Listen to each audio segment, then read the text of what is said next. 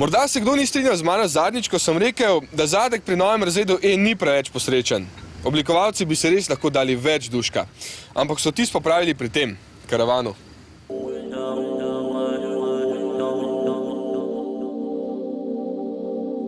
Avtomobil izgleda veliko bolj skladno in elegantno. Kako tudi ne bi, če je pa dolg le 10 cm manj kot 5 metrov, s čimer je eden največjih karavanov na evropskih cestah nasploh.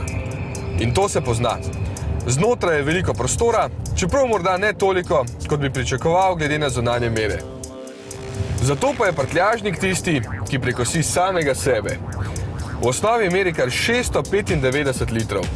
Že to je ogromno, če potrebujete še več prostora, pa zelo enostavno zložite klop in nastane kar 1950 litrov velik prostor. Kot v kakšnih manjših dostavnih kombijih. Na predstavitvi so nam rekli, da bodo ta avtomobil izbrali perfekcionisti. Moški v najboljših letih z visokim socialnim statusom.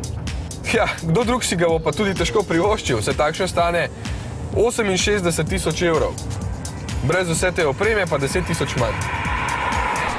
In kdor ga bo dejansko pripeljal domov, mu bo težko kaj zameril. 7 zračnih blazin skrbi za varnost, kup elektronskih sistemov popravlja napake voznika, kvaliteten radio in klimatska naprava pa skrbita za prijetno počutje. Jasno, da so materiali zelo kvalitetni in jasno, da je to avtomobil za lagodno vožnjo.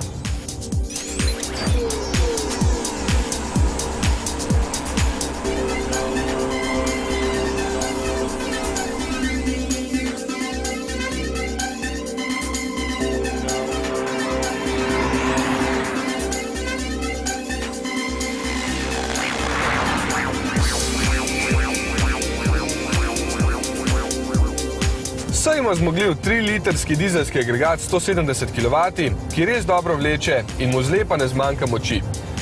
Ampak veselje ostaja na lepi, odprti cesti, kjer se lepo poslušno obnaša tudi menjalnik s 7 stopnjami.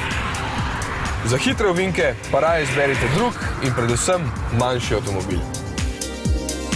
Poraba je na testu znašala zmernih 9 do 10 litrov.